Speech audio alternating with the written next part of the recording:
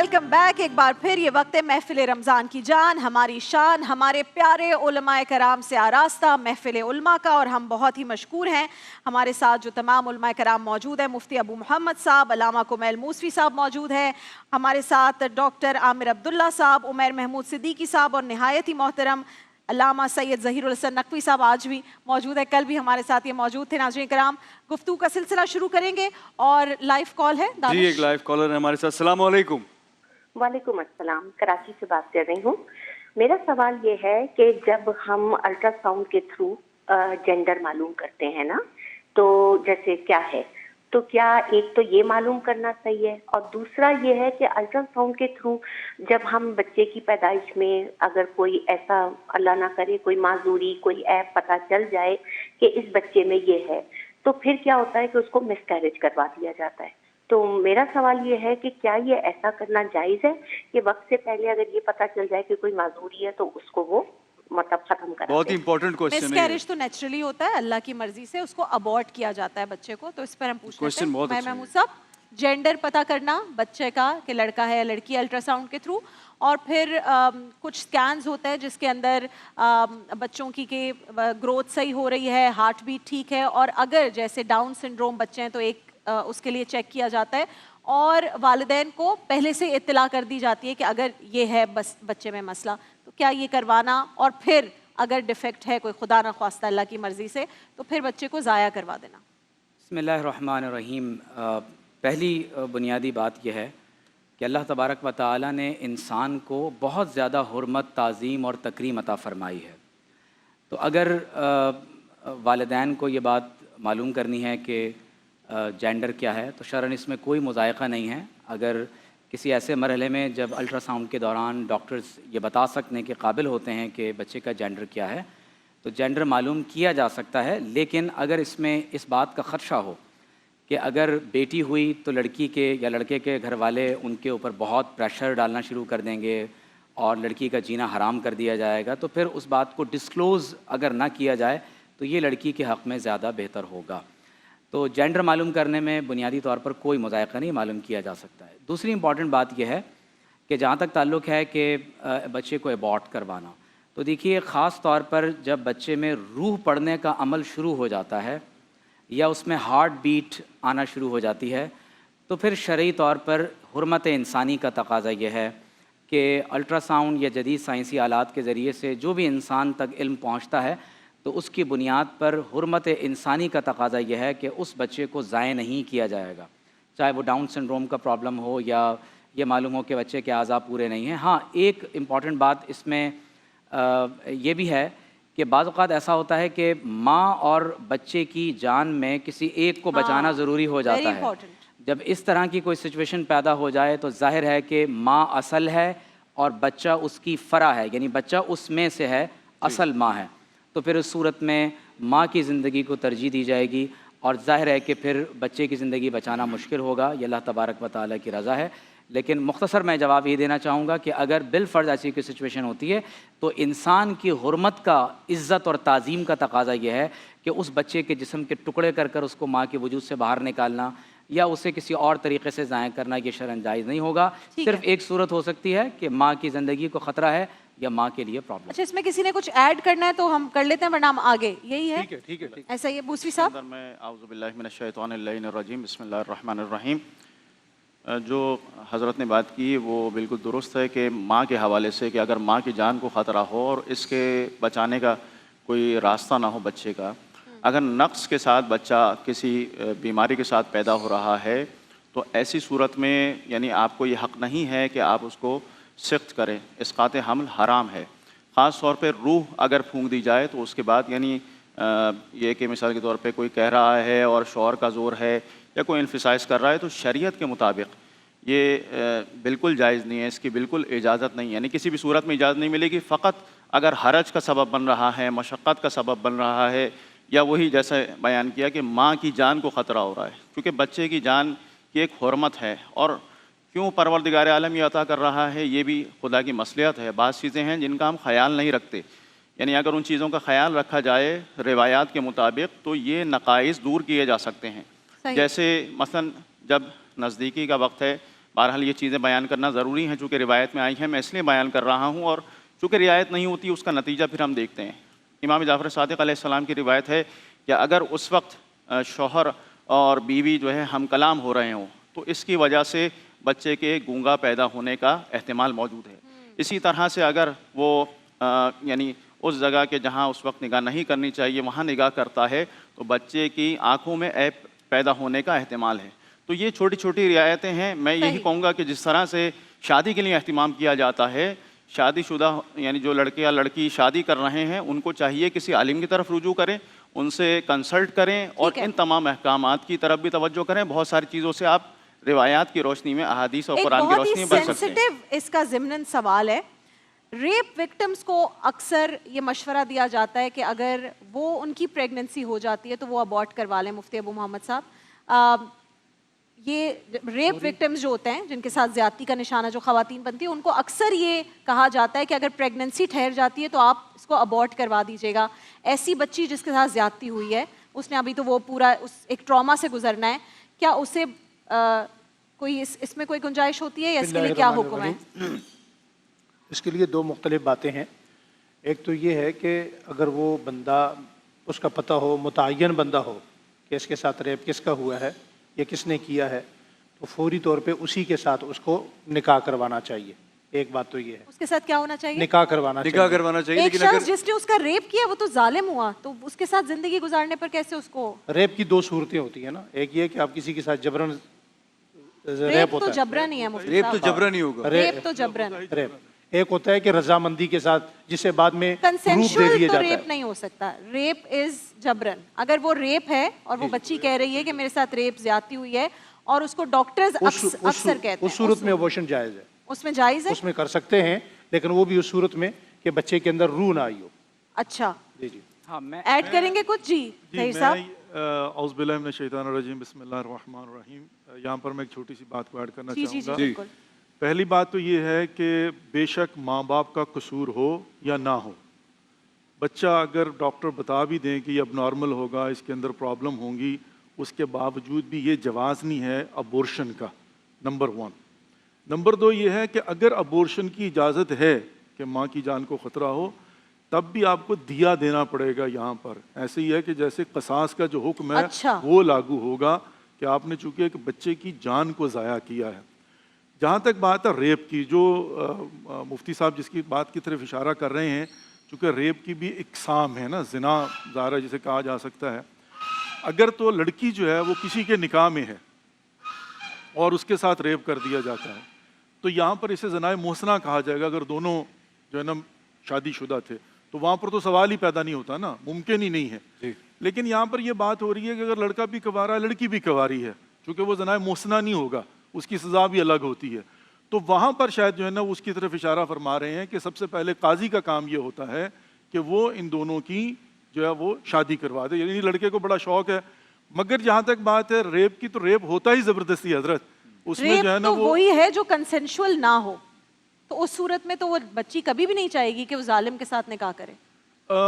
اصل میں یہاں پر جو ہے نا یہ بہت کامن ہے ظہیر صاحب، مجھے پتہ ہے انتہائی سینسیٹیو ہے، مجھے خود مشکل ہو رہی ہے، لیکن یہ انتہائی امپورٹنٹ ہے کہ جب جی بتائیں عمر صاحب۔ دیکھیے پہلی بات یہ ہے کہ اگر اللہ نہ کرے کسی کے ساتھ ریپ کا کوئی کیس ہے، وہ ریپ وکٹم ہے تو کیٹیگوریکل سکتی ہوں، یوزلی جو پاکستان میں ہوتا ہے جیسے ہی بچی ریپ رپورٹ کرتی ہے اس کو پلز کھلا دی جاتی ہیں اسی وقت۔ جی بالکل، میں اس کو میں آگے بات کو بڑھانا چاہتا ہوں۔ میں بہت کیٹیگوریکل یہ کہنا چاہتا ہوں کہ ہمارے ہاں معاشرے میں بعض اوقات اس طرح کا بھی کی ایک ٹینڈنسی ہوتی ہے کہ بھئی اب کیونکہ اس نے اس کے ساتھ جبرن یہ کر ہی لیا ہے، اب اس کے ساتھ شادی کون کرے گا، تو لہٰذا اس لڑکی کی شادی یہیں پر ہی کروا دی جائے۔ تو ایسے شخص کو تو شرعی اور قانونی طور پر نمبر 1 عبرت کا نشان بنانا چاہیے، اور دوسری امپورٹنٹ بات یہ ہے کہ اللہ نہ کرے اگر اس کے ساتھ اس طرح کا معاملہ ہوتا ہے تو کیونکہ بالکل ابتدائی سٹیج ہوتی ہے تو اس میں ضرورت کی وجہ سے، کیونکہ وہ لڑکی ظاہر ہے کہ ایک بالکل ابتدائی سٹیج میں ہے اور معاشرے میں اس کا جینا بھی حرام ہوگا، تو شرعی طور پر اس میں کوئی مذائقہ نہیں ہے کہ اگر اس طرح کی کچھ علامات پائی جاتی ہوں تو ان کو ختم کیا جا سکتا ہے۔ لیکن اگر 120 دن گزر جاتے ہیں، جس طرح مفتی صاحب نے بھی کہا کہ 120 دن گزر جاتے ہیں اور بچے میں روح پڑ جاتی ہے، تو پھر شرعی طور پر ظاہر ہے کہ یہ ناجائز ہوگا کہ اس بچے کو قتل کیا جائے اور اس کو ضائع کیا جائے۔ اور اس صورت میں یہ اسٹیٹ کی ذمہ داری ہوگی کہ وہ ایسے بچوں کی کفالت بھی کرے اور ایسے لوگوں کو عبرت کا نشان بنایا جائے کہ جنہوں نے لیکن عمر بھائی ہمارے یہاں تو اس طرح کی ظلم کوئی کیا ہے۔ فیسلٹی نہیں ہے کہ اس طرح کی خواتین کے ساتھ، یا جو اگر اس طرح کی خواتین کا کوئی بچہ پیدا ہو رہا ہے تو اس کی ٹیک کیئر جو ہے وہ اسٹیٹ کرے. ہمارے یہاں تو ایسا کبھی کوئی فیسلٹی ہے ہی نہیں. دانش بھائی ہمارے اس میں ہاں اس لڑکی کا کیا قصور ہے؟ دیکھیے وہ جو لڑکی اس کا پورے تو ٹراما سے گزرے کوئی گی، قصور نہیں ہے. اس کا کوئی قصور نہیں ہے. دیکھیے شرعی طور پر قرآن مجید میں خود اللہ فرماتا ہے کہ لا اکراہ فی الدین، اور ایک اور جگہ اللہ تعالیٰ نے خود فرمایا ہے کہ الا من اکرہ وقلبہ مطمئن بالایمان. تو حالت یعنی اکراہ میں جب کسی پر جبر کیا جاتا ہے تو اس کی بھی اجازت ہو جاتی ہے کہ انسان زبان سے کلمہ کفر کہہ دے اور دل ایمان پر مطمئن ہو. اگر خدا نہ خواستہ کسی لڑکی کے ساتھ جبراً یہ کام کیا گیا ہے تو شرعی طور پر، قانونی طور پر اس لڑکی کے اوپر اس کا کوئی گناہ نہیں ہے، نہ اس پر دنیا اور آخرت میں کوئی گرفت اور عذاب ہے. سزا اس شخص کو ملنی چاہیے جس نے یہ کام کیا ہے. اور احادیث طیبہ میں اس کے بے شمار واقعات ملتے ہیں کہ جن لوگوں نے جبراً اس طرح کی کوئی کوشش کی ہے تو آپ صلی اللہ علیہ وسلم نے کیا حکم ارشاد فرمایا کہ ایسے لوگوں کو عبرت کا نشان بنایا جائے. صرف میں گزارش یہ کرنا چاہوں گا کہ اگر اللہ نہ کرے کہ کسی لڑکی کے ساتھ اس طرح کا واقعہ ہوتا ہے تو ہمارے ہاں کیونکہ معاشرے میں پھر اس طرح کی خواتین کو بہت زیادہ وکٹمائز کیا جاتا ہے، ان کو بہت زیادہ عبرت کا نشان بنانے کی کوشش کرتے ہیں اور بعض اوقات ان کو ایزی وکٹم سمجھ کے مزید ان کی حرمت کو پامال کرنے کی کوشش کرتے ہیں. میں یہ سمجھتا ہوں کہ ان کو بہت زیادہ پروٹیکشن دینے کی ضرورت ہے.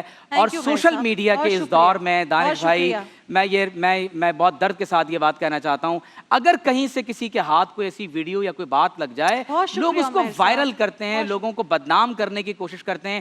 خدارا جس طرح سے ہم اپنی عزت اور حرمت کو پامال کرنے کی ہم اجازت نہیں دینا چاہتے، ہمیں کسی اور کی بھی عزت اور حرمت کا لحاظ رکھنا چاہیے. اور اسٹیٹ کی ذمہ داری ہے کہ خاص طور پر اس طرح کی لڑکیوں کے لیے بہت زیادہ ان کی عزت اور ان کی حرمت کی پروٹیکشن کا خیال. آج اچھی باتیں ہو رہی ہیں، آپ ایڈ کر دیں. جی جی اجازت کے ساتھ.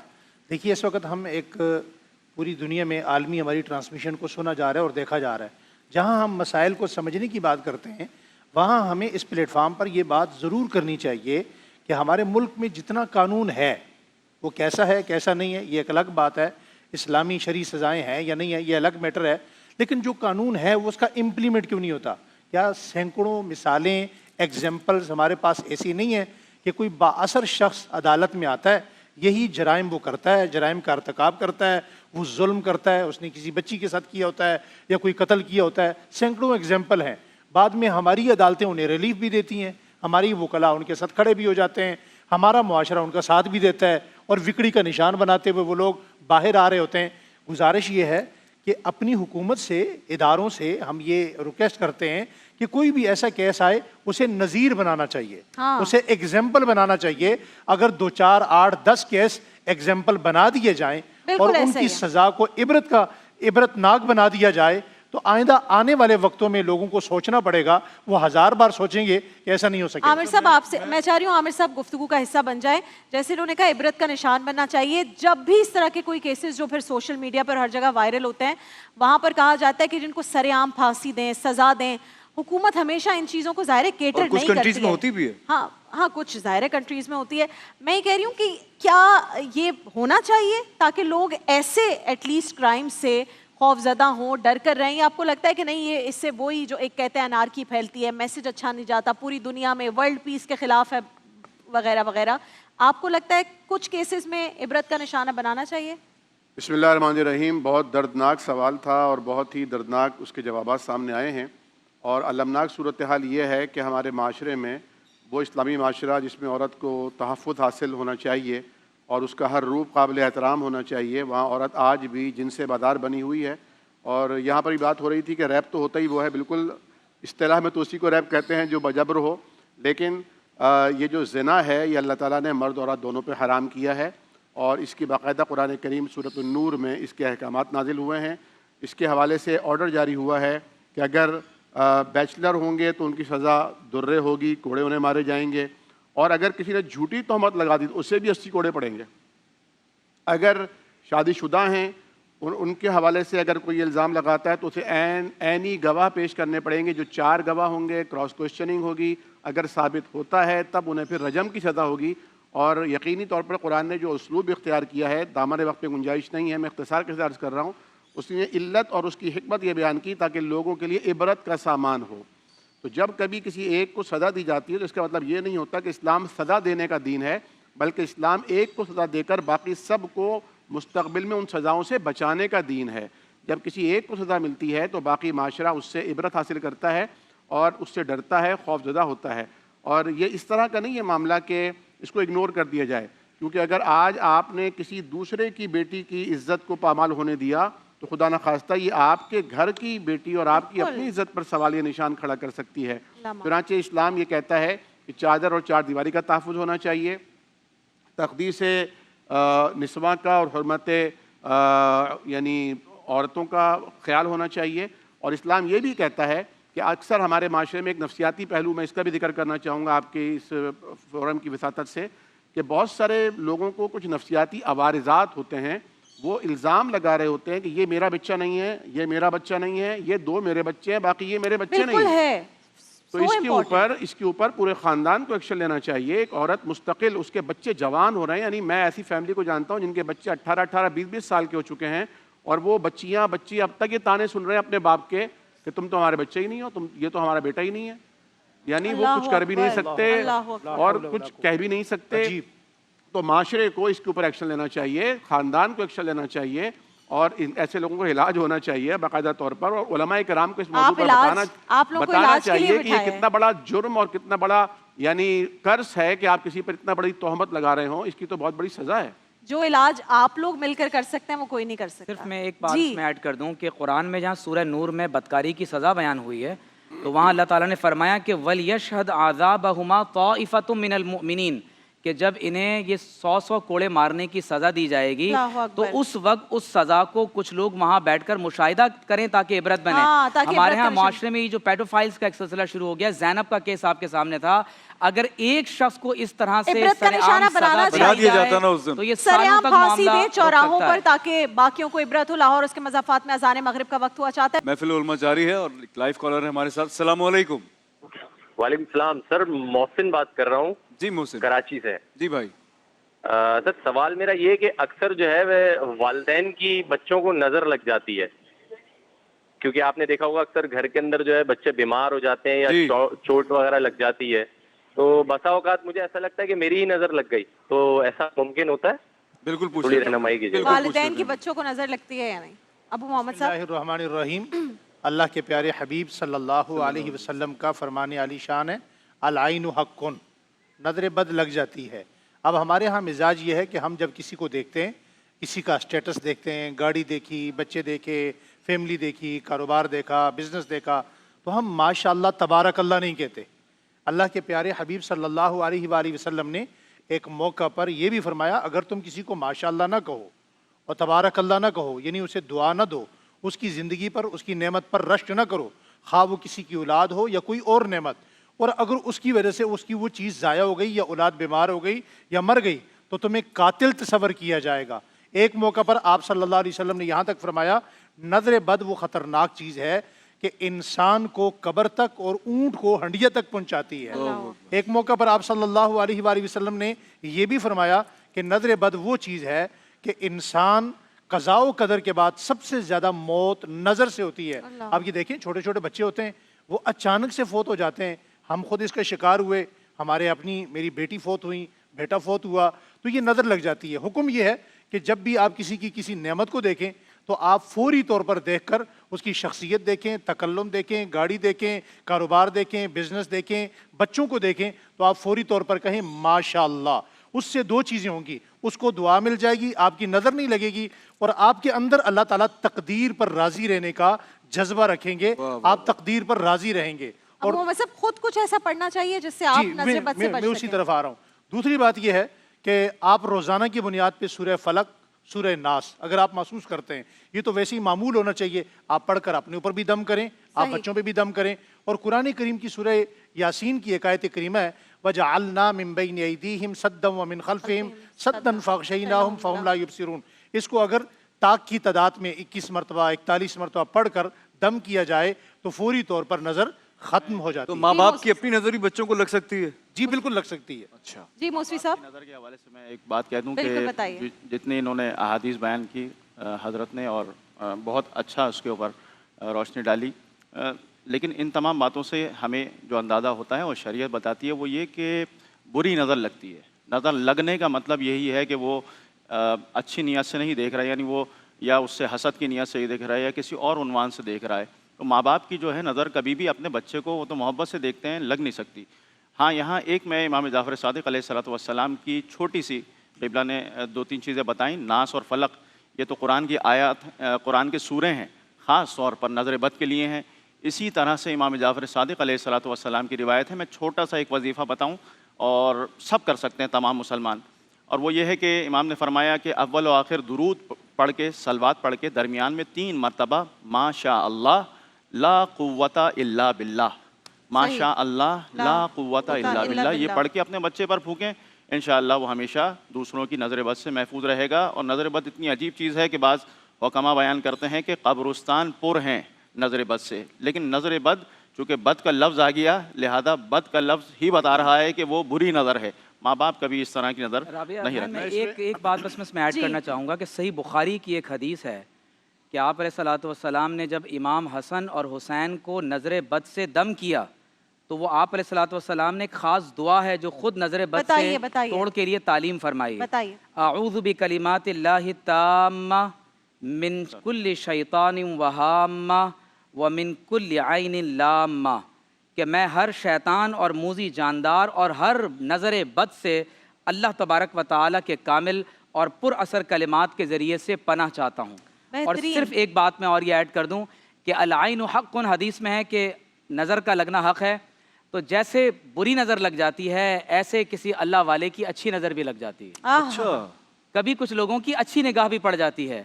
اور اسی لیے آپ دیکھیے کہ حضرت داتا گنج بخش رحمۃ اللہ علیہ نے ایک مقام پر لکھا ہے کہ حضرت جنید بغدادی رحمۃ اللہ علیہ ایک مقام سے گزر رہے تھے کہ ایک یہودی کے چہرے پر آپ کی نگاہ پڑی تو آپ نے اللہ تعالیٰ سے دعا فرمائی کہ پروردگار یہ کتنا حسین ہے, تو اسے اسلام کی دولت عطا فرما دے. اللہ اکبر. آپ نے یہ دعا فرمائی اور آپ کی نگاہ پڑ گئی, زبان سے دعا نکل گئی.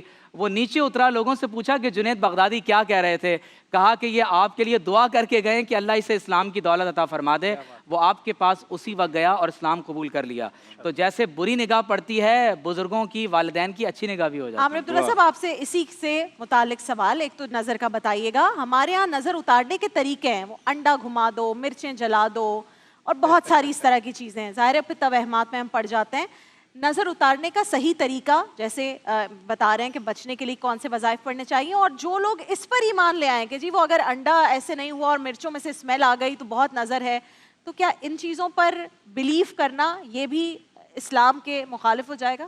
بسم اللہ الرحمن الرحیم. جو گفتگو ہوئی ہے بہت تو مفید ہے ماشاءاللہ, لیکن اس میں تھوڑا سا ایک ایڈ کروں کہ دیکھیں العین حق, نظر لگتی ہے. وہ جو آپ نے جو دوسری نظر کا جو ذکر کیا وہ تو ہے ہی, لازمی بات ہے, اچھی نظروں کا ایک فیضان ہوتا ہے, دعاؤں کا اثر ہوتا ہے.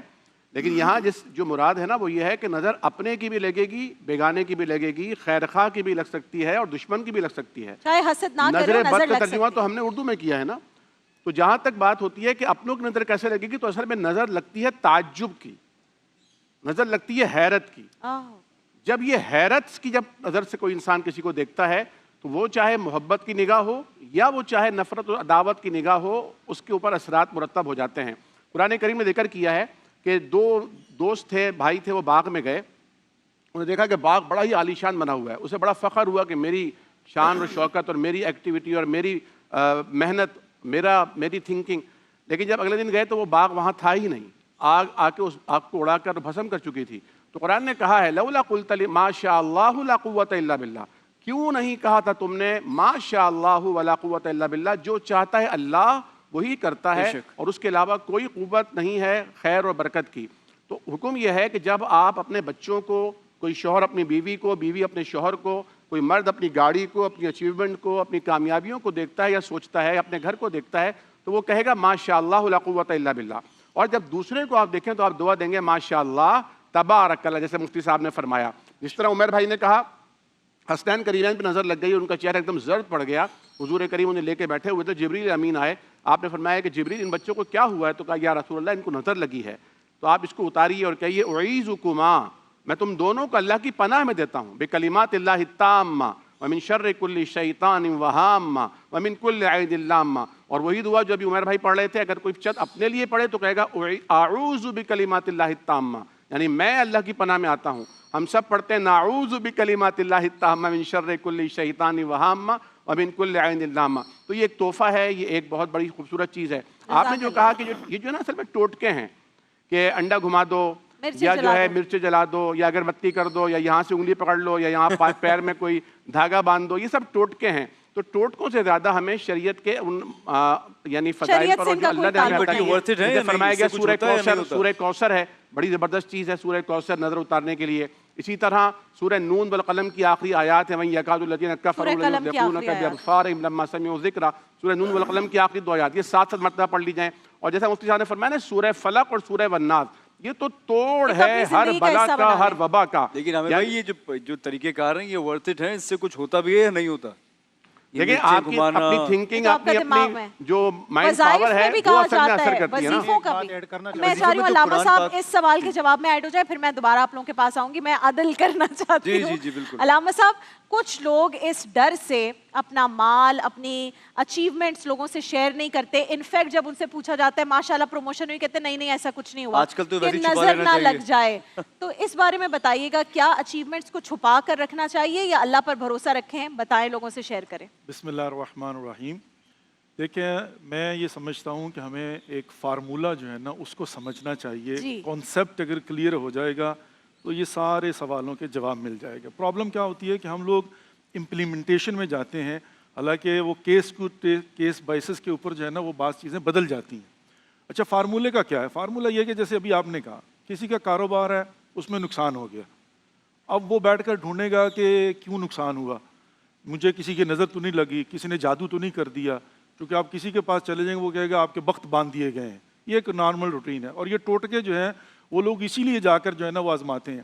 میں یہ کہتا ہوں کہ نمبر 1، آپ اگر شریعت کے مطابق زندگی گزاریں، پاک و پاکیزہ رکھیں اپنے آپ کو، اپنے مال میں سے جو واجب اور مستحب صدقات ہیں وہ نکالتے رہیں، تو پھر ہوگا کیا؟ ہوگا یہ کہ اب پہلے میں اس کو بتا دوں پھر جاتا ہوں. ہوگا یہ کہ در حقیقت کمزور بچے کو ہر کوئی محلے کا بندہ یوں مار کے گزر جاتا ہے.